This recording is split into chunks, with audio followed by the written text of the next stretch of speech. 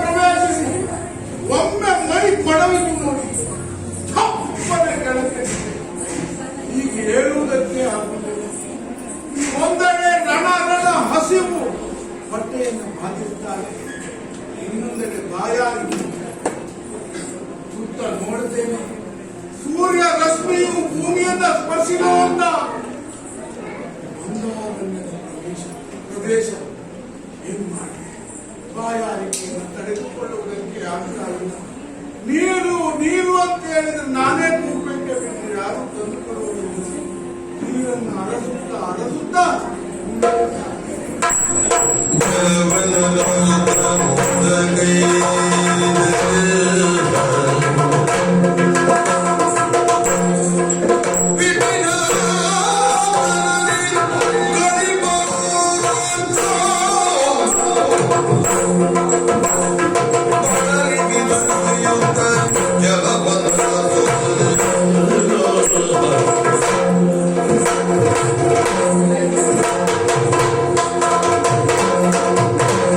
Nandega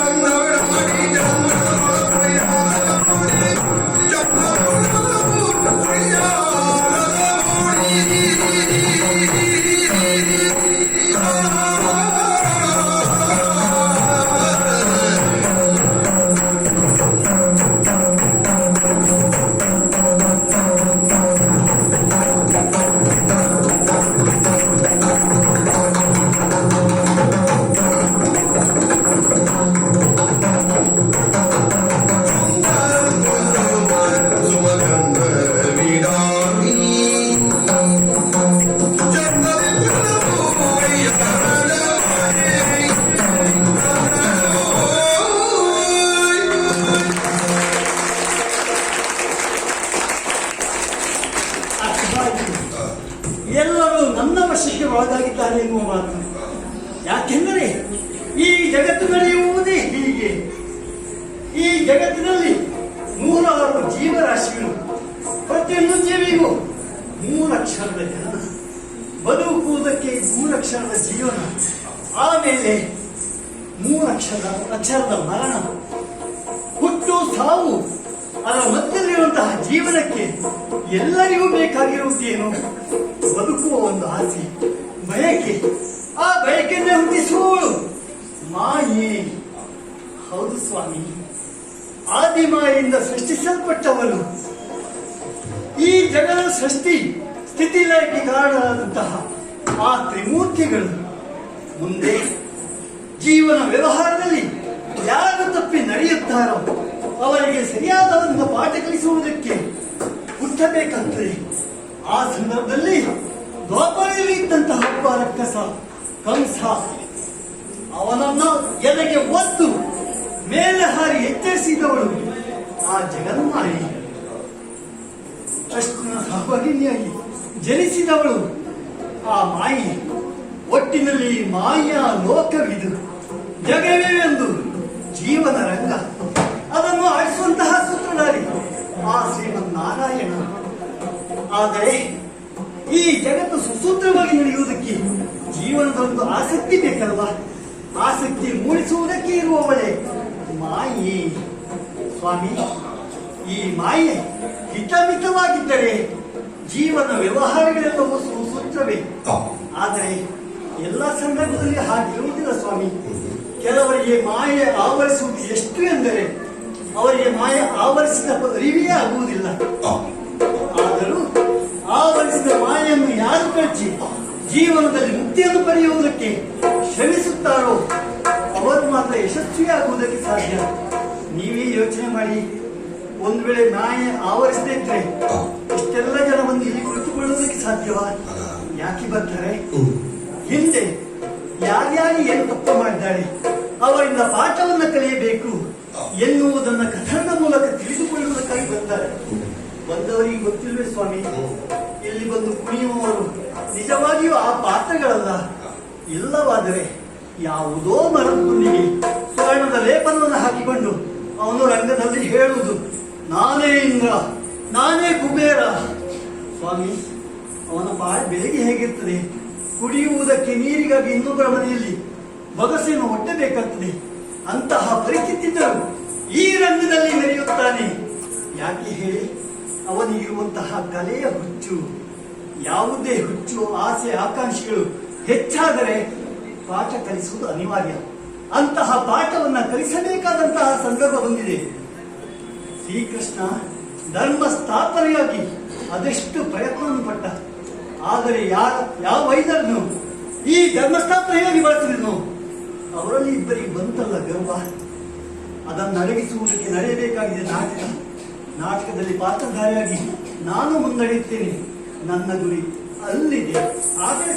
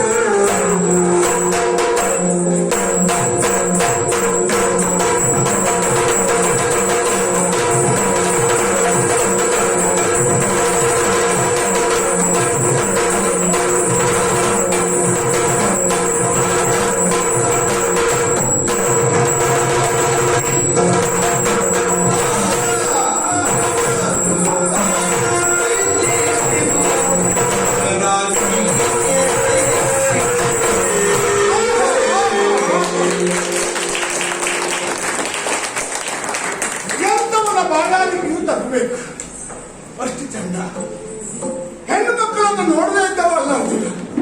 ಸಾಕಷ್ಟು ಮದುವೆ ಆಗಿದ್ದೇನೆ. ಈ ಲೋಕದವಳು ಒಂದೇ ಅಲ್ಲ, ಪಾತಾಳದವಳು ಉಪ್ಪಿ, ಚಿತ್ರಾಂಗನೆ, ಸುಭದ್ರೆ, ಅಂದ ಚಂದದ ಹೆಣ್ಮಕ್ಕಳನ್ನು ನೋಡಿದಬಹುದು. ಅಷ್ಟೇ ಯಾಕೆ ದೇವಲೋಕದ ಅಪ್ಸರೆಯರು, ಊರ್ವಶಿ, ಮಂಜುಭಾಷಿ, ಘೃತಾಚಿ ಅವರನ್ನೆಲ್ಲ ನೋಡಿದವರ. ಇವಳನ್ನು ನೋಡುವಾಗ ಬಾಯಾರಿಗೂ ಇಲ್ಲ, ಹಸಿವೂ ಇಲ್ಲ, ಆಯಾಸವೂ ಇಲ್ಲ. ಕಾರಣ ಏನು? ಇವಳು ಎಷ್ಟು ಚಂದ. ಇಂಥ ಅರಣ್ಯ ಪ್ರದೇಶದಲ್ಲಿ ನಾನೇ ಕಗ್ಗಾಲಾಗಿ ಓಡಾಡ್ತಾ ಇದ್ದ. ಏನು ಮಾಡೋಣ ಇವಳು ಸ್ವಚ್ಛಂದವಾಗಿ ಬೇರಿಸ್ತಾ ಇದ್ದಾರೆ. ಆ ಹಣೆ, ಆ ಕಣ್ಣು, ಅವಳಿಗೆ ಹೂಗೆ ಇಲ್ಲವೇ ಇಲ್ಲ ಅಂತ ತರ್ಕಿಸುವ ತಪ್ಪಾಗ್ತದೆ. ಸಂಪೆಯ ಮೊಗ್ಗಿನಂತ ಮೂಗು, ಅಲೆ ಬೆಳೆದ ತುಟಿ, ದಾಳಿಂಬೆ ಬೀಜಗಳನ್ನ ಪೋಣಿಸಿಟ್ಟ ಹಾಗೆ ಇರುವ ಹಲ್ಲು, ಆ ಗಲ್ಲ ಅಲ್ಲ, ಅದು ಹಚ್ಚಿನ ಬೆಲ್ಲ, ಅಷ್ಟು ಚಂದ ಉಂಟು. ಆ ಕಂಠ, ಅವಳ ಮೈಮಾಟ, ಅವಳ ಸೊಗಸು, ಹಾಡುತ್ತಾ ಪಾಡುತ್ತಾ ತನ್ನಷ್ಟಕ್ಕೆ ತಾನೇ ಇರುವವಳು ಯಾರನ್ನ ಆಕರ್ಷಿಸುವುದಿಲ್ಲ ಹೇಳಿ. ಆದರೆ ಪಾರ್ಥನಂತ ಪಾರ್ಥನೆ ಅವಳಿಗೆ ಆಕರ್ಷಿತನಾಗನಲ್ಲ. ನಿಮಗೆ ಆಶ್ಚರ್ಯ ಆಗ್ತದೆ. ಲೋಕಾಂತರವನ್ನು ಸುತ್ತಿದವ, ಅವಳು ಯಾರಿಗೂ ಸರಿ ಸಾಟಿ ಅಲ್ಲದೇ ಇದ್ದವಳು. ಲೋಕದಲ್ಲಿ ಸೌಂದರ್ಯಕ್ಕೆ ಉಪಮೆಯಾವಳು ರತಿ ಮನ್ಮಥ. ಆ ರತಿಯನ್ನ ಮೀರಿಸುವ ಸೌಂದರ್ಯ ಇವಳು. ಎಂತ ಚಂದ ಅಲ್ಲ. ಹೀಗೆ ಮಾತಾಡ್ತಾ ಇರುವುದು ಪ್ರಯೋಜನ ಉಂಟ? ಸಮಯ ಹಾಳಾಗಿ ಹೋಗ್ತದೆ. ಹಾಗಾಗಿ ಅವಳನ್ನು ಮಾತಾಡಿಸ್ಬೇಕು. ಯಾರು ನೋಡೋಣ ಅಲ್ವಾ?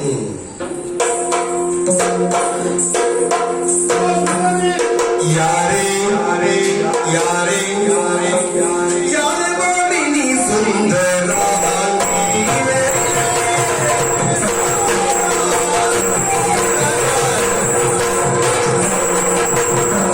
ಯಾರೇ ಭಾಗಿ ಸುಂದರ ಯಾರೇ ಯಾರೇ ಯಾರೇ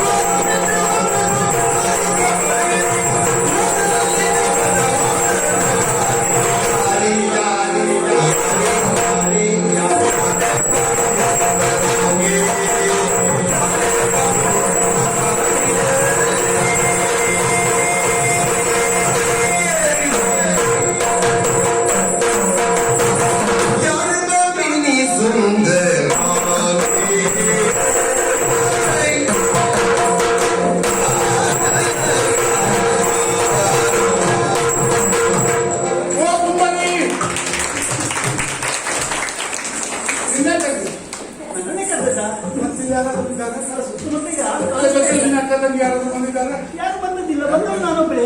ಹೌದಾ? ನಿನ್ನನ್ನೇ ಕಂಡದ್ದು. ಬಹಳ ಪರಿಚಯ ಇರುವ ಅವರ ಹಾಗೆ ಕರಿತಾ ಇದ್ದೀರಲ್ಲ, ಅದಕ್ಕೆ ಅನುಮಾನ ಬಂದದ್ದು. ಒಂದು ವೇಳೆ ಬೇರೆ ಯಾರನ್ನಾದ್ರೂ ಕರೆದಿರೋದು, ನಾನು ಹಿಂದಿರುಗಿ ನೋಡುವುದು, ಆಮೇಲೆ ನೀವು ಹೇಳುದು ನಿನ್ನನ್ನಲ್ವಾ, ಯಾಕೆ ಬೇಕು ಅದೆಲ್ಲ, ಅದಕ್ಕೆ ನೋಡಿ ಮೊದಲಾಗಿ. ಈ ಗೊಂಡಾರಣಿಯಲ್ಲಿ ಇಬ್ರು ಇರುವುದೇ ಹೆಚ್ಚು. ಹೌದು, ಮತ್ತೆ ಯಾರಿಲ್ಲ. ಹಾ, ನಿನ್ನನ್ನೇ ಉಪಯೋಗಿಸಿ ಕರೆದಿತ್ತು. ಯಾರು ನೀನು? ಹಾ, ಈ ಅರಣ್ಯದಲ್ಲಿ ಒಬ್ಬಳೇ ಓಡಾಡ್ತಾ ಇದ್ದೀಯ. ಹೌದು. ನಿನ್ನ ಹೆಸರೇನು? ನಿನ್ನ ತಂದೆ ತಾಯಿಗಳು ಯಾರು?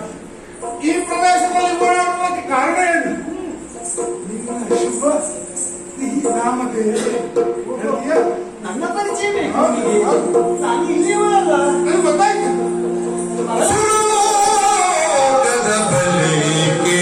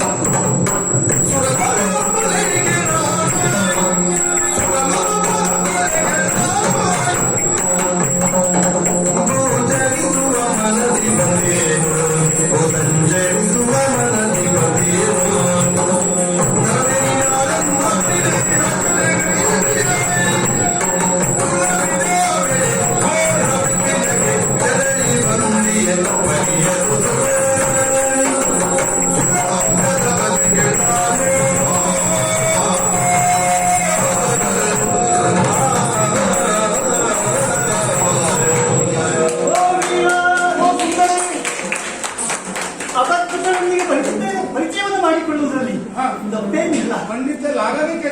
ಆದ್ರೂ ಒಮ್ಮೆ ಪಂಚಾಂಗವನ್ನು ನೋಡ್ಬೇಕಾಗ್ತದೆ. ಅದಕ್ಕೂ ಮೂರು ಸಲ ನೋಡ್ಬೇಕಾ? ಪಂಚಾಂಗ ಅಂದ್ರೆ ನೀನು ತಿಳಿದಂತಹ ತಿಥಿ ಗಳಿಗೆ ಕಾರಣ ಅದನ್ನು ನೋಡುವಂತಹ ಪಂಚಾಂಗ ಅಲ್ಲ, ವ್ಯಕ್ತಿಯ ಪಂಚಾಂಗವನ್ನು ನೋಡಿ. ಹೌದು, ಕೇಳುವವ ಯಾರು? ಹೌದು.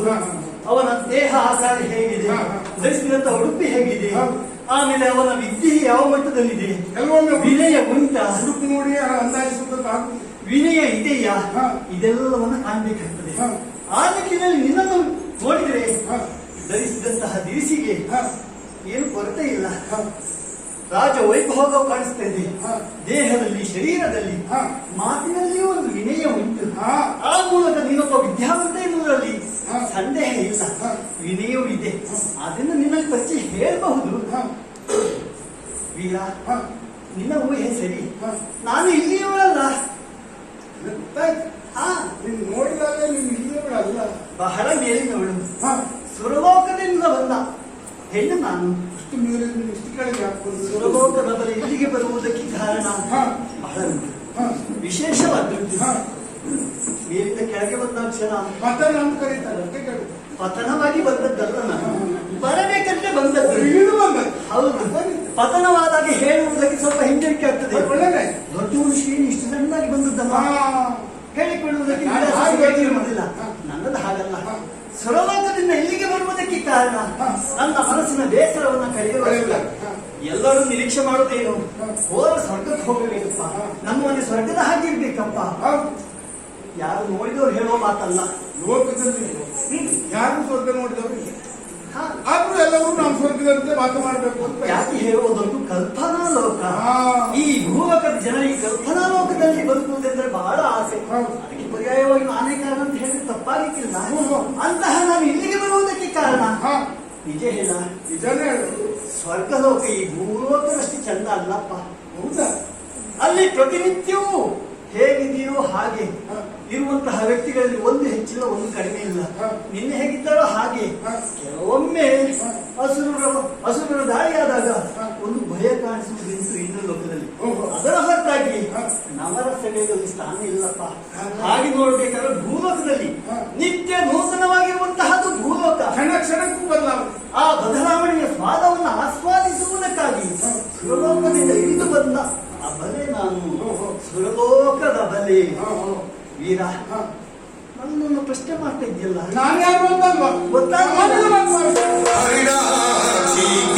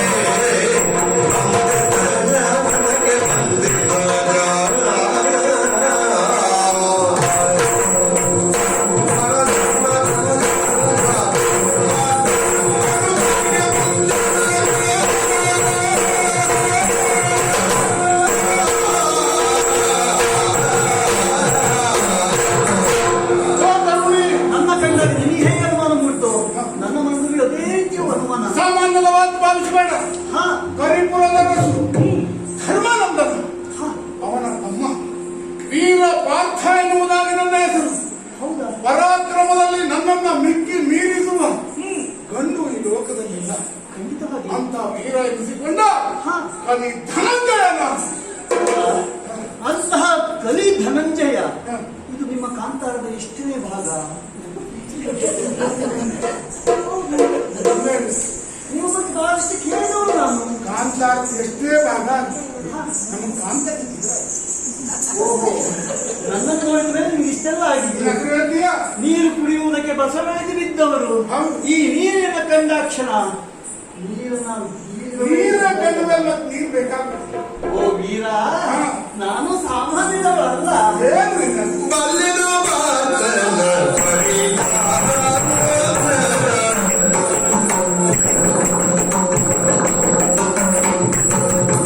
ಬಲ್ಲಿನ ಮಾತನ ಪರಿಹಾರ ಸುರದಲ್ಲ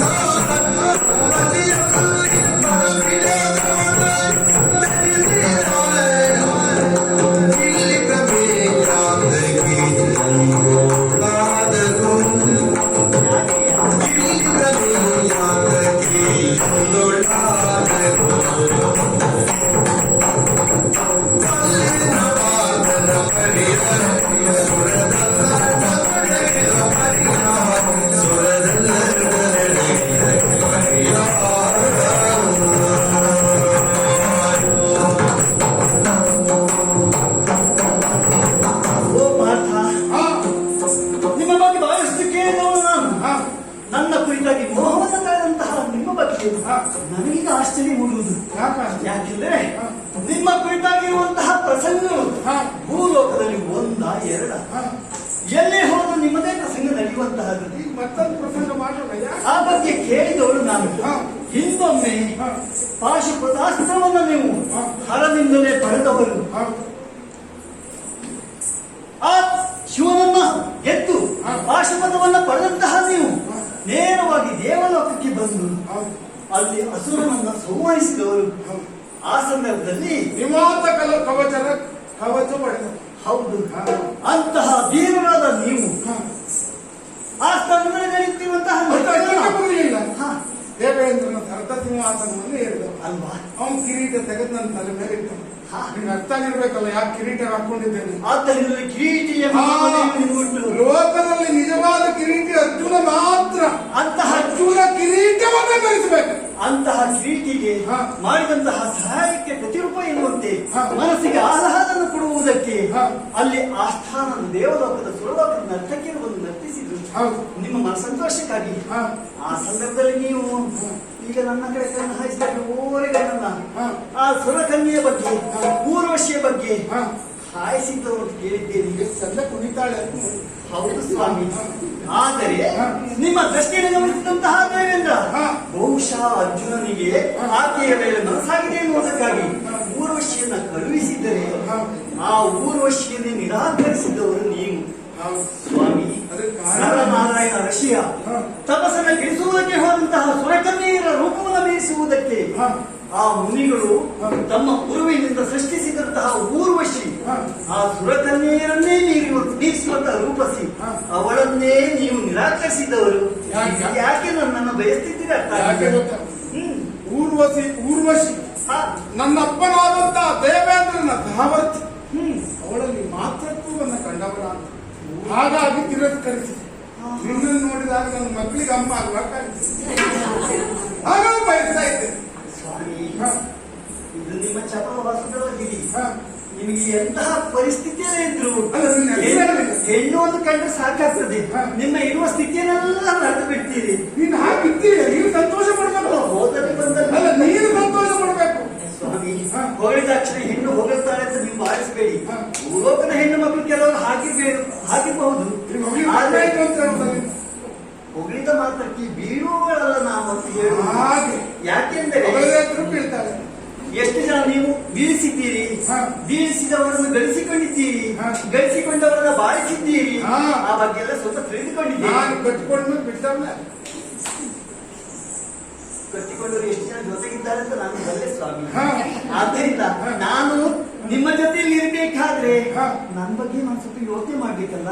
ಅದು ಖಂಡಿತ ಯೋಚ್ನೆ ಮಾಡಿ. ಈ ಪರಿಸರ ನನಗೆ ಹೊಸದು, ಹೌದು. ಇಲ್ಲಿಯ ಸಂಸಾರ ಹೇಗಿತ್ತು ಅಂತ ನನಗೆ ಗೊತ್ತಾಗುದಿಲ್ಲ. ಹೌದು. ಇವತ್ತು ಮದುವೆ ಆಗುದು, ಹಾ. ನಾಳೆಗೆ ನೀನು ಬಿಟ್ಟೆ ಅಂತ 3 ಸಲ ಹೇಳುದು. ಆಮೇಲೆ ನನ್ನ ಬಿಟ್ಟಿದ್ದೆಲ್ಲ ಹೋಗ್ಬಂದು ಈ ಪರಿಸ್ಥಿತಿ ನಾನು ಹೌದು.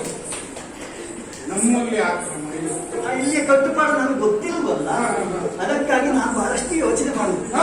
ಒಂದು ವೇಳೆ ಹಾ. ನಿಮ್ ಜೊತೆ ಸಂಸಾರ ಮಾಡ್ಬೇಕಾದ್ರೆ ಹಾ. ಮಾಡಿದ್ರೆ ಹಾ.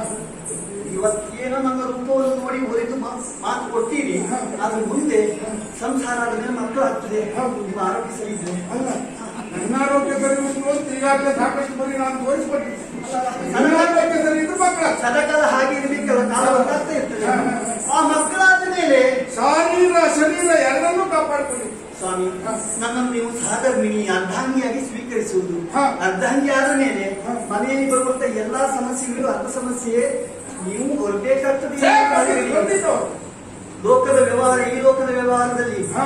ನನ್ನೊಂದಿಗೆ ನೀವು ಸಹಕರಿಸುವುದಾದ್ರೆ ಹಾ. ನಿಮ್ಮ ಮಾತಿಗೆ ಒಪ್ಪಿ ಬರ್ತೇನೆ. ಹಾ. ಒಪ್ಪಿ ಬರ್ತೇನೆ, ಹಾ. ಮದುವೆ ಆಗ್ತೇನೆ. ಹಾ. ಆದ್ರೆ ಮುಂದೆ ಬರುವಂತಹ ಕಷ್ಟಕ್ಕೆಲ್ಲ ನೀವೇ ತಲೆ ಕೊಡ್ಬೇಕಾಗ್ತದೆ, ನಾನು ಬರುವುದಿಲ್ಲ. ನಿನ್ನ ಮಾತನ್ನು ಧಿಕ್ಕರಿಸಬಾರದು. ಒಂದು ವೇಳೆ ನನ್ನನ್ನು ಮೀರಿ ನೀವು ವರ್ತಿಸಿದ್ರಿ ಅಂತ ಆದ್ರೆ ಆ ಕ್ಷಣವೇ ನಾನು ಬಿಟ್ಟು ಹೋಗ್ತೇನೆ. ಇಲ್ಲಿ ಇರುವುದಿಲ್ಲ, ನಿನ್ನ ಜೊತೆ ಇರುವುದಿಲ್ಲ. ಅಲ್ಲ, ಇಷ್ಟು ಚಂದ ಹೆಣ್ಣು ಹೇಳಿದ್ರೆ ಇಲ್ಲ ಅಂತ ಹೇಳೋರು ಯಾರು ಯೋಚನೆ ಮಾಡಿ. ಹಾ. ನನ್ನ ಪರಿಶಿಷ್ಟವಾಗಿ ಹೇಳ್ತೇನೆ, ಹಾ. ನಾನು ಸುರಲೋಕದ ಅರ್ಹತೆ. ಹೌದಲ್ಲ, ಹಾ. ನೀವು ಕೇಳ್ಬೇಕಂತ ಅರ್ಥನೇ ಇಲ್ಲ. ಪ್ರಶ್ನೆಯನ್ನ ಮಾಡಿದ್ರಿ, ಉತ್ತರ ಬೇಕಾಗಿರ್ಲಿಲ್ಲ ನಿಮ್ಗೆ. ಈಗ ಹೇಳ್ತೀಯ, ಈಗ ಹೇಳ್ತೀಯ. ನನ್ನ ಹೆಸರು ಹಾ. ಏನು ಅಷ್ಟೆಲ್ಲ ಕಷ್ಟಪಡುದು ನನ್ನ- ಅಲ್ಲ, ಈ ಹೆಸರೇನಿಲ್ಲ ಕಷ್ಟಪಡುವುದು ಯಾಕೆ? ಹೆಸರು ಹಾಳಾದಾಗ ನಾವು ಹೇಳೋದು ಕಷ್ಟ. ಕಷ್ಟಪಟ್ಟದ್ದು ಸ್ವಲ್ಪ ನಾಚಿಕೆ ಪಟ್ಟದ್ದು. ಹಾ. ಹೇಳುವಾಗ ನಾಚಿಕೆ ಆಗ್ತದೆ. ಇಷ್ಟೊಳಗೆ ಇರಲಿಲ್ಲ. ಹಾ. ನಿಮ್ಮನ್ನ ಕಂಡ ಮೇಲೆ ನೀವೇನೋ ಹೇಳಿದ್ರಲ್ಲ, ಹಾ. ಆದ್ರೆ ಸ್ವಲ್ಪ ನಾಚಿಕೆ ತೋರಿಸ್ಬೇಕಲ್ಲ. ಹಾ, ಹಾ, ಹಾ. ಎಲ್ಲಿ ನಾಚಿಕೆ ಇಟ್ಟರು ನೀವು ಬಾಳಿಸಬಾರ್ದಲ್ಲ. ನನ್ನ ಹೆಸರು ಹಾ. ಮೋಹಿನಿ ಅಂತ ಕೆಲವರು ಕರೀತಾರೆ, ಹಾ. ತ್ರಿಪುರ ಸುಂದರಿ ಅಂತ ಹಿಂಗೆ ಹಲವರು ಹೇಳ್ತಾರೆ, ಹಾ. ಮಾಯಾಂಗರಿ ಅಂತ ಕೆಲವರು ಬೇಗ ಸಿಕ್ಕಿದವರು ಹಾ. ನನ್ನ ಕುರಿತಾಗಿ ಶಪಿಸ್ತಾರೆ. ಹಾ, ಹಾ, ಹಾ. ಒಟ್ಟಿನಲ್ಲಿ ಹಾ. ನಿಮಗೆ ಏನಿಷ್ಟೋ ಆ ಹೆಸರು ನನಗೆ ಕರೀ. ನಾನು ಮನಮೋಹಿನಿ ಹೇಳ್ತಾರೆ. ನಿಮ್ಮಿಷ್ಟ. ಹಾಗಾಗಿ ನಿನ್ನ ಮಾತಿಗೆ ತಪ್ಪಾದ್ದು. ನಿನ್ನ ಬಂಧಕ್ಕೆ ನಾನು ಒಪ್ಪಿಕೊಂಡಿದ್ದೇನೆ. ನಮ್ಮನ್ನ ನಿನ್ನ ಮಾತಿಗೆ ನಾನು ಬದ್ಧನಾಗಿದ್ದೇನೆ. ತಪ್ಪಿನಲ್ಲಿ ನಾನು ಬಿಟ್ಟು ಹೋಗ್ತೇನೆ. ತಡಬಾರದು ಬೇಡ. ಭಾಷೆ ಕೊಡ್ಬೇಕು. ಇವ್ರಿಗೆ ಗಂಡು ಮಕ್ಕಳನ್ನು ಮುಟ್ಟುವ ತಪ್ಪು. ಶಬ್ದಕ್ಕಾಗಿಲ್ಲ. ಮತ್ತೆ ಕರಾವಳಿ ಭಾಷೆ. ಆಮೇಲೆ ಹೇಗೂ ಮುಟ್ಟುವುದು ಇದ್ದೇ ಇದೆಯಲ್ಲ. ತಡಬಾರುದಿಲ್ಲ ಬಾ.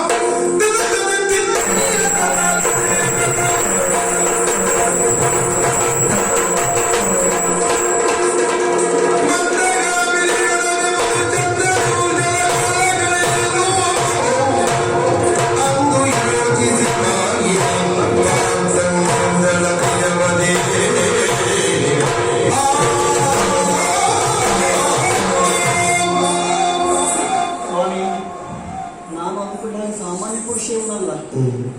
ಹೇಳ್ತಾರಲ್ಲ ಭೂಲೋಕದಲ್ಲಿ ಗಾದೆ, ಮರ ಮುಪ್ಪಾಗು ಹುಲಿ ಮುಪ್ಪಲ್ಲ ಅಂತ. ಪುರುಷ ಆಗಬಹುದು. ತನ್ನ ಪೌರುಷವನ್ನು ತೋರಿಸಿದ್ದಾನೆ. ಆ ಪೌರುಷದ ಪ್ರತೀಕವಾಗಿ ನಾನೀಗ ಆಗಿದ್ದೇನೆ ಹಲವು ಮಕ್ಕಳ ತಾಯಿ. ಎಲ್ಲವೂ ಮಾಯೆ ಸ್ವಾಮಿ. ಈ ಮಾಯೆಯ ನಿಜ ಪರಿಚಯ ಆತನಿಗೆ ಆಗ್ಬೇಕಲ್ಲ, ಅದಕ್ಕಾಗಿ ಕರಿತೇನೆ. ಓಯ್ ಬಾಯ್, ಎಲ್ಲಿ ಇವರು? ಒಮ್ಮೆ ಕೇಳಿದ್ರೆ ಅಲ್ಲಿ ಬರ್ಬೋದು. ಏನೋದ್ರಿ ಮನೆ ಹಾಳ ಎಲ್ಸತ್ತ? ಓಯ್ ಇಲ್ಲ ಇದ್ದೀರಾ? ಅಲ್ಲ, ನೀನು ಕೂಗುಗೆ ಕಾಡ್ತಿ ಅಂತ ಯೋಚನೆ ಮಾಡಿ ಯಾರು ಸುಮ್ಮನೆ ಮೊದಲು ಕೂಗೋ ಪ್ರಮೇಯವೇ ಇರಲಿಲ್ಲ. ಮತ್ತೆ ಎಷ್ಟು ಕರ್ಕರೆ ಮಾಡುದು. ಮೊದಲು ನಾನೇ ಬೇಕಾಗಿರಲಿಲ್ಲ. ನನ್ನ ತೊಳೆದ ಬಟ್ಟೆಯಲ್ಲಿ ಒಣಗಿಸುವುದು ಹಾಕಿದಿದ್ರು ಅಲ್ಲಿ ಹೋಗಿ ಇದ್ದೀಯಾ ಮೋಹಿನಿ ಅಂತ ಸೀರೆಗೆ 3 ಸುತ್ತು ಬರುವವರು, ಅವಾಗಿಂದಲೇ ಸುತ್ತು ಬರ್ತಾ ಇರುವವರು. ಈಗ ಒಂದನ್ನು ಹಲವು ಬಾರಿ ಅದು ಕೇಳಿಸುವುದಿಲ್ಲ ನಿಮಗೆ. ಈಗ ಹೊಸದಾಗಿತ್ತು ಹಾಗಾಗಿ ಚೆನ್ನಾಗಿ ಈಗ ಅದೇ ಉದ್ಯೋಗ ಕೊಡುವುದಕ್ಕಾಗಿ ಕರೆಸಿದ್ದೇನೆ ನಾನು. ಹಾ. ಸೀರೆ ಅಂದ್ರೆ ಬಹಳ ಇಷ್ಟ ಅಲ್ಲ ಅಲ್ಲಿ ನಿಮಗೆ? ಕರ್ದಿದ್ದಾಗೆ ನೀನು ಸುಮ್ಮನೆ ಕೂತ್ಕೊಂಡು ಆಗ್ತದ? ಮನೆ ಕೆಲಸ ಮಾಡುವುದು ಯಾರು? ನನಗೆ ಹೌದು.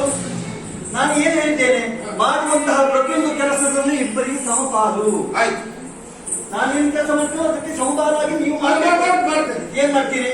ನೀನ್ ಅಡಿಗೆ ಮಾಡಿ ಹಾ. ನಾನು ಊಟ ಮಾಡಿ ಆಮೇಲೆ ಆಮೇಲೆ ನೀನ್ ಪಾತ್ರ ಕೊಡಿ ಹಾ. ನಾನು ತಂದು ಒಳಗಡೆ ಆಮೇಲೆ ನಾನು ಹಾಸಿಗೆ ಹಾಕ್ತೇನೆ, ನೀವು ಬಂದು ಕೂತ್ಕೊಳ್ಳಿ. ಆಮೇಲೆ ಒಂದು ಕುರ್ಚಿಯನ್ನು ಒತ್ತಿ ಇಡ್ತೇನೆ, ಜೀವ ಇಡಿ.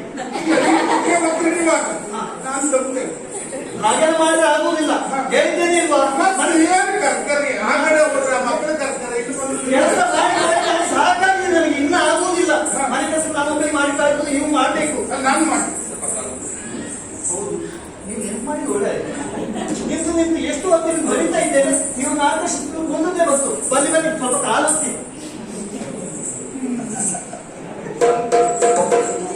ಲೋಕದಲ್ಲಿ ವೇದ ಸುಳ್ಳಾಗುವುದು ಗಾದೆ ಸುಳ್ಳಾಗುವುದು ನಿಜವಾಗಿ ನಿಧಾನವಾಗಿ ಅದು ಅರ್ಥ ಆಯ್ತಲ್ಲ ನಿಮ್ಗೆ? ಗಾದೆ ಸುಳ್ಳಾಗುವುದು ಹಾ. ಇವಾಗ ಕತ್ತೆ ಕಾಲು ಇದು. ಏನಂತ ಹೇಳಿ ನನ್ನ ಕಾಲು ನೋವು ಕಡಿಮೆ ಆಗ್ತಾ ಇದೆ. ಸರಿಯಾಗಿ ಸರಿ, ಇದು ನನ್ನ ಕಾಲದು. ಹಾ. ನೀವು ಏನೇನು ಭಾವಿಸಿದ್ದೀರಿ? ನೀನು ಕಾಲು ಒತ್ತು ಅಂತ ಹೇಳಿದೆ. ಎಲ್ಲಿ ಹೇಗೆ ಒತ್ತಬೇಕು ಅನ್ನೋದು ಗೊತ್ತಿಲ್ಲ. ಕಾಲು ನೋವಾಗಿದೆ, ಒತ್ತಿ ಅಂತ ಹೇಳಿ ನೋವು ಕಡಿಮೆ ಮಾಡುವುದಕ್ಕಾಗಿ ಒತ್ತುವುದಕ್ಕೆ ಹೇಳಿದೆ. ಕಡಿಮೆ ಆಗಿಲ್ಲ ಇನ್ನು. ಇನ್ನೂ ಕಡಿಮೆ ಆಗಲಿಲ್ಲ, ಒಂದು ಕಾಲು ಮಾತ್ರ ನೋವಿತ್ತು. ಈಗ 2 ಕಾಲಿಗೆ ಆರಂಭ ಆಗುವುದಕ್ಕೆ ಏನು ಆಮೇಲೆ ನಾನು ಬೆಳಗ್ಗೆ ಸ್ವಲ್ಪ ಕೈ ಹೊತ್ತಿ. ನಿಂತ್ಕೊಳ್ತೀನಿ. ಅದಕ್ಕೆ ಹೇಳುವುದು, ಸ್ವಲ್ಪ ಕೆಲಸ ಮಾಡಬೇಕು ಆಗಾಗ. ಈಗ ನಿಮ್ಮ ಕೆಲಸ ಕಡಿಮೆ ಆಗಿದೆ. ನಾನು ಕೇವಲ ಛಾಪಿನಲ್ಲಿ 3 ಸುತ್ತು ಬರ್ತೀರಿ ಬಿಟ್ಟರೆ ಕುಣಿಯುವುದು ಕಡಿಮೆ ಆಗಿದೆ. ಸ್ವಲ್ಪ ಕೆಲಸ ಮಾಡಿ. ನಾನು ಇಷ್ಟು ದಿನ ಹೇಳಿ ಈ ಲೋಕದಲ್ಲಿ ಹೆಂಗಸರಿಗೆಲ್ಲ ಕೆಲಸ ಕಡಿಮೆ ಆಗಿ ರೋಗ ಹೆಚ್ಚು. ಮೊದಲೆಲ್ಲ ಮಾಡಿ ನಮಗೆ ಹೌದು. ಈಗ ನೋಡಿ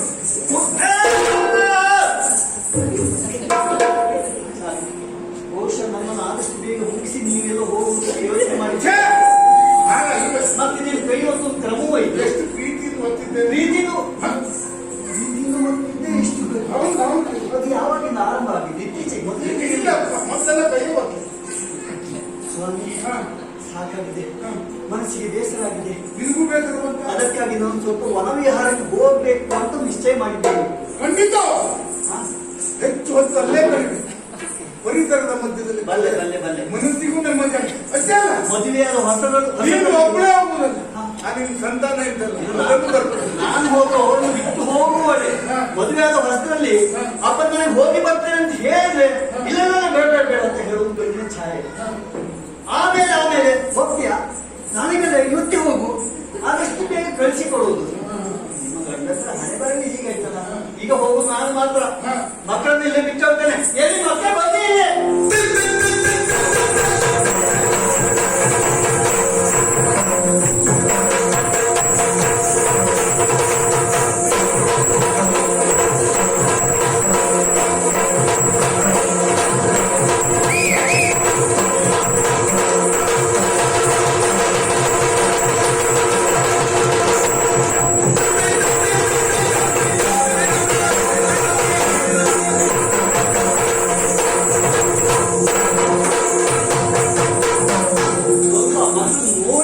ಕಲಿಯಿರಿ. ಎಷ್ಟು ಉತ್ಸಾಹ ಉಂಟು ನೋಡಿ ಅವರಿಗೆ. ಅವರಿಗೆ ತಾಳಬೇಕು ಅಂತಿಲ್ಲ, ನೋಡ್ಬೇಕಂತಿಲ್ಲ. ಅವರ ಉತ್ಸಾಹವನ್ನು ನೋಡಿದ್ರೆ ಅವ್ರ ಜೊತೆಗಿದ್ರೆ ನಮ್ಮ ಪ್ರಾಯವೇ ಹೆಚ್ಚಾಗ್ತದೆ. ಹೆಚ್ಚಾಗಿ ಮಕ್ಕಳ ಜೊತೆಗೆ ಇರ್ಬೇಕು ಅಂತ ಅವರು ಹೇಳಿದ್ದು. ಅವ್ರಿಗೆ ಯಾವ್ದು ಬೇಡ, ನಿನ್ನ ಮಕ್ಕಳಲ್ವ ಯಾವ್ದು ಬೇಡ. ಕೇವಲ ಒಂದು ಮಕ್ಕಳು ಮಾತ್ರವಾ? ಅಲ್ಲ ಮತ್ತೆ ಒಂದು ಕೈನ ಚಪ್ಪಾಳೆ ಆಗುವುದಕ್ಕೆ ಸಾಧ್ಯವಾ? 2 ಕೈ ತಟ್ಟಿದ್ರೆ ಮಾತ್ರ ಚಪ್ಪಾಳೆ. ನಮ್ಮಿಬ್ಬರು ಸಂಬಂಧ ಹುಟ್ಟಿದಂತಹ ಮಕ್ಕಳು ಇನ್ನು ಕೆಲವರು ಒಂದು ಕಾಯ್ತಾ ಇದ್ದಾರೆ. ಎಷ್ಟೊತ್ತಿಗೆ ಇಲ್ಲಿ ಬರುವುದಂತ ಹೇಳಿದ್ರು. ಸ್ವಾಮಿ ಇವರಿಗೆಲ್ಲ ಉಪಚಾರ ನೀವು ಮಾಡ್ಬೇಕು. ಅವ್ರು ಏನ್ ಕೇಳ್ತಾರೋ ಅದು ಕೊಡ್ಸ್ಬೇಕು. ಸುಮ್ಮನಿಸ್ಬೇಕು ಅಂತ ಎಲ್ಲಿ ಕೈ ಎತ್ತಿದ್ರು ನಾನ್ ಸುಮ್ಮನೆ ನೋಡೋಣ. ಮತ್ತೆ ಜಾಗ್ರತೆ. ಮತ್ತೆ ಏನು ಯೋಚನೆ ಮಾಡ್ಬೇಡಿ. ಒಳ್ಳೆ ಹೇಗಿದ್ದಾರೆ, ಗಟ್ಟಿ ಮುಚ್ಚಾಗಿದ್ದಾರೆ. ನೀವು ಏನೇ ಕೇಳಿದ್ರು ಹಿಂದೆ ಮುಂದೆ ಯೋಚನೆ ಮಾಡೋದಿಲ್ಲ, ತಂದು ಕೊಡ್ತಾರೆ. ನಿಮ್ಮ ಹಸಿವಿನಿಂದಲೇ ಆರಂಭಿಸಿದ ಬೆಟ್ಟವಂತೂ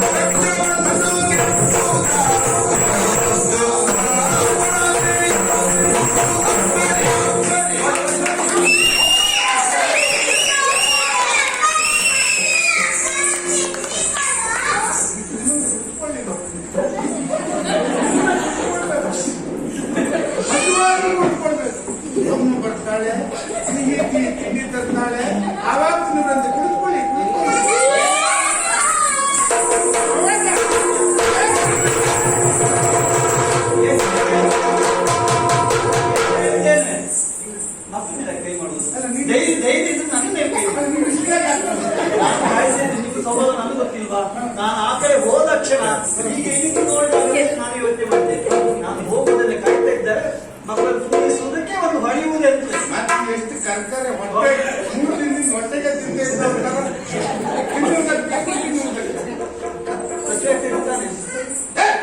ಹಸಿವಾದ ಪೆಟ್ಟು ತಿನ್ನುವುದಲ್ಲ. ಈಗ ಮಕ್ಕಳಿಗೆ ಶಿಕ್ಷಣದ ಕ್ರಮ ಬದಲಾಗಿದೆ. ಅಪ್ಪ ಅಮ್ಮ ಹೊರಗೆ ಏನ್ ಮಾಡ್ಬೇಕು? ದೂರ ಕೊಡ್ಬೇಕು ಅಮ್ಮ ಹತ್ರ. ನಾನು ವಿಚಾರಿಸ್ಕೊಳ್ತೇನೆ ಅವರನ್ನ. ಇನ್ನೆಲ್ಲರೂ ಹೊರಗಡೆ ಹೋದ್ರೆ ನನ್ನ ಕುರಿತಾಗಿ ಏನಾದ್ರು ಮಾತನಾಡಿದ್ರೆ ಕರೀರಿ, ಗಟ್ಟಿಯಾಗಿ ಕರೀರಿ, ನಾನು ಅಂತ ಇರ್ತೇನೆ. ದೂರ ಹೋಗುದಿಲ್ವ, ಯಾರಾದ್ರೂ ಸಿಕ್ಕು ಅಂತ ಇರ್ತೇನೆ. ಏನ್ ಬೇಕು ಕೇಳಿ, ಏನ್ ಬೇಕು ಕೊಡಿಸ್ತಾರೆ ಅಂತ ಅಪ್ಪ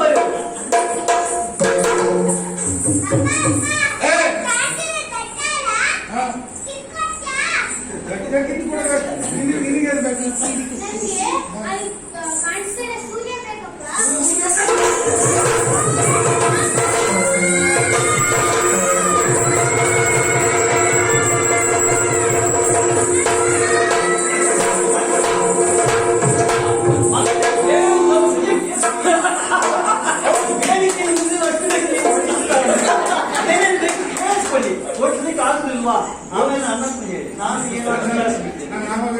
ಏನು ಲೋಕದಲ್ಲಿ ವೇದ ಸುಳ್ಳಾದ್ರೂ ದಾರಿ ಸುಳ್ಳಾಗುವುದಿಲ್ಲ. ತಾಯಿಯಂತನವು ಅದೆಲ್ಲ ಈಗ ಹೇಳುವುದಾ? ಇಂತಹ ಬುದ್ಧಿ ಮಾತು ಅಲ್ಲ. ಎಲ್ಲಿ ಬಂದವರು ಮಸ್ಕನಾವತಿ ನಾಡಿನಿಂದ ಬಂದವರು, ಅಲ್ಲಿಂದ ಬರುವಾಗ ಸ್ವಲ್ಪ ಯೋಚನೆ ಮಾಡ್ಬೇಕು. ಈಗ ಗಾದೆ ಮಾತೆಲ್ಲ ಆಗ ನೆನಪಾಗಿತ್ತು, ಇಲ್ಲಿ ಬಂದು ಬೀಳ್ಬೇಕು. ನಮಗೆ ಏನು ಗೊತ್ತು ಇಷ್ಟು ಕರ್ಕರೆ ಮಕ್ಕಳು ಹುಟ್ಟುತ್ತಾರೆ? ಅದು ಹುಟ್ಟುವಾಗ ಆಗಿದ್ದಲ್ಲ, ಬೆಳೆಯುವಂತಹ ಸಂದರ್ಭದಲ್ಲಿ ಸಹವಾಸ ದೋಷದಿಂದ ಸರಿಯಾಗಿ ಹೆಚ್ಚು ತಮ್ಮನೊಟ್ಟಿಗೆ ಬಿತ್ತಿದ ಬೀಜ ಸರಿಯಾಗಿದ್ರೆ ಒಳಗೆ ಚೆನ್ನಾಗಿ ಬರ್ತದೆ, ಬೆಳೆಯುವ ಸುಸುವಾಗಿ ಬೆಳೆಯುತ್ತದೆ. ಏನು ಭೂಮಿ ಹದ ಆಗಿರ್ಬೇಕು. ಹದ ಇಲ್ಲದ ಭೂಮಿಯಲ್ಲಿ ಒಳ್ಳೆ ಬೀಜ ಹಾಕ್ತು ಬೆಳೆ ಬರ್ತದೆ. ಒಳ್ಳೆ ಭೂಮಿಯಲ್ಲಿ ಸದಾದಂತ ಬೀಜ ಹಾಕ್ತು ಬೆಳೆ ಬರ್ತದೆ. ಒಟ್ಟಾರೆ ಬೆಳೆದವರು ಎಷ್ಟು ಹುಸಾಗಿ ಬೆಳೆದಿದ್ದಾರೆ ನೋಡಿ. ಬೆಳೆದವರಿಗೆ ನೋಡ್ಕೊಳ್ಳುವುದಕ್ಕಾಗುದಿಲ್ಲ, ನನ್ನನ್ನು ನೋಡ್ಕೊಳ್ಳಿಕ್ಕಾಗುದಿಲ್ಲ.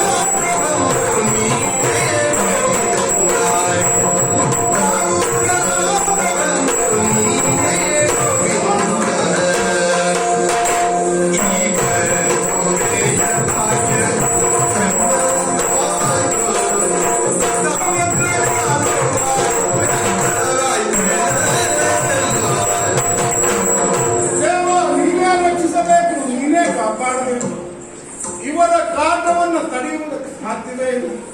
ಬದುಕಿಗೆ ಸಾಧು ಅಂತ ಅನ್ನಿಸಿಬಿಟ್ಟಿದೆ. ನೀನೇ ನನ್ನನ್ನು ಕಾಪಾಡಬೇಕು, ಪರಾಕ್ರಮಿಗಳು ಇರುವಾಗ ಈ ಬಡಪಾಯಿ ಕೃಷ್ಣನ ನೆನಪಾಗುವುದಕ್ಕೆ ಸಾಧ್ಯವೇ? ಇರಲಿ, ಅಜ್ಞಾನವೆನ್ನುವುದು ಅಪರಾಧವಲ್ಲ. ಆದರೆ ಜ್ಞಾನವನ್ನು ಪಡೆದೂ ಸಹ ಸ್ವಾರ್ಥಿಗಳಾದ ಅಜ್ಞಾನಿಗಳಂತೆ ವರ್ತಿಸುವುದು ಸರ್ವತಃ ಮಹಾ ಅಪರಾಧ. ನೀವಿಬ್ಬರು ಈಗ ಮಾಡಿರುವುದು ಅದನ್ನೇ. ಪಾಠ ಕಲಿಯುವುದಕ್ಕೆ, ಜ್ಞಾನ ಪಡೆಯುವುದಕ್ಕೆ ನಾನಾ ಮಾರ್ಗ ಉಂಟು. ಪುಸ್ತಕಗಳನ್ನು ಓದುವುದರ ಮೂಲಕ, ದೇಶವನ್ನು ಸುತ್ತುವುದರ ಮೂಲಕ, ಕೀರ್ತನೆಗಳನ್ನು ಕೇಳುವುದರ ಮೂಲಕ, ಅದ್ಯಾವುದೂ ಸಾಧ್ಯವಾಗದಿದ್ದರೆ ಪ್ರದರ್ಶನದ ಮೂಲಕ, ಭೀಮಾರ್ಜುನರ ಗರ್ವಭಂಗಕ್ಕಾಗಿ ಮಾಡಿದಂತಹ ಲೀಲಾ ನಾಟಕವಿದು. ನಾನೇ ರಚಿಸಿದಂತಹ ನಾಟಕ. ಪಾಠ ನಾಟಕ ಮುಗಿದಿದೆ. ನೀವಿಬ್ಬರು ಪಾಠವನ್ನು ಕಲಿತಂತಾಗಿದೆ. ಆದರೆ ಪಾತ್ರದ ಪರಿಚಯವಾಗಬೇಕಲ್ಲ. ನಾನೆಗಾರುಡಿ ಬಲದೇವನೇ ಉರಗ,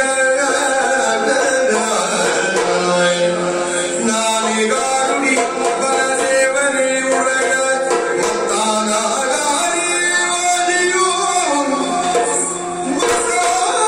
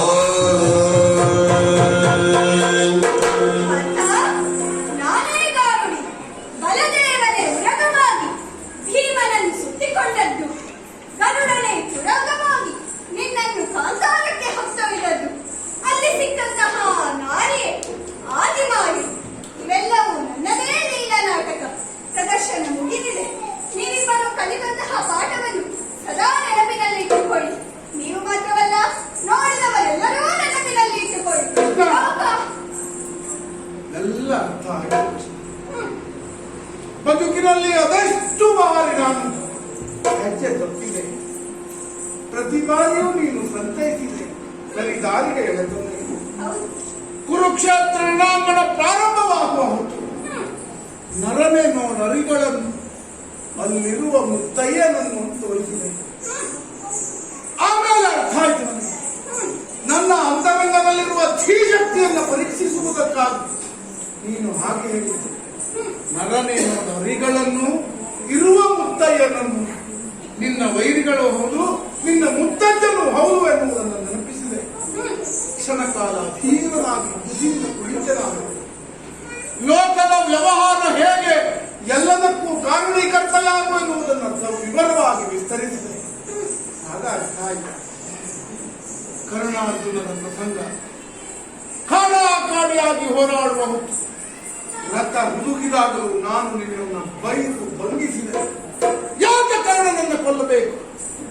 ನಿನ್ನಲ್ಲಿ ಏನು ದ್ರೋಹ ಮಾಡಿದ್ದಾನೆ, ನನ್ನ ವೈರಿ, ನಾನು ಬಿಡ್ತೇನೆ, ಅವನಿಗೆ ಸಮಯದ ಅವಕಾಶ ಕೊಡ್ತೇನೆ ಅಂತ ಹೇಳಿದೆ.